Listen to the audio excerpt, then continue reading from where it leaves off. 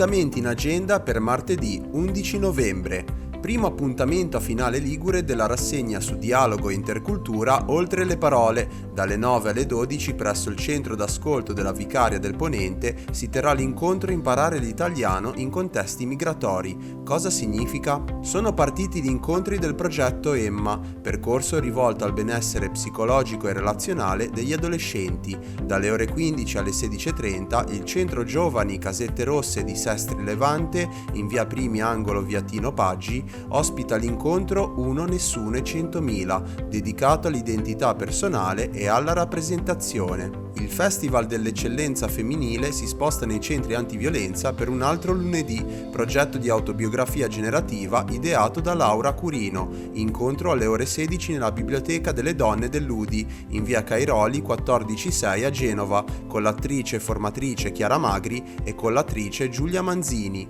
Weird The Exhibition è il titolo della mostra fotografica che verrà inaugurata alle 18:30 nella Sala Ducale Spazio Aperto del Palazzo Ducale di Genova.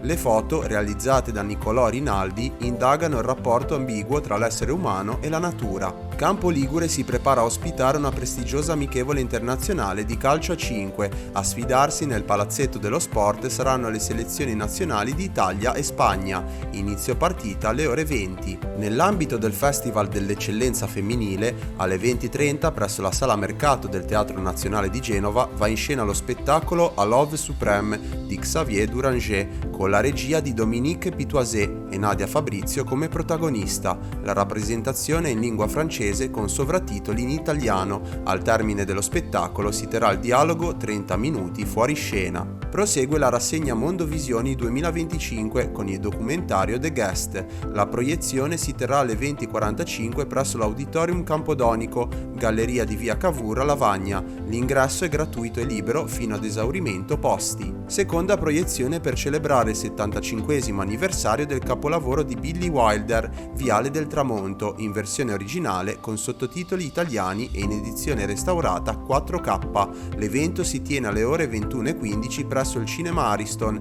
in Vico di San Matteo 14 a Genova.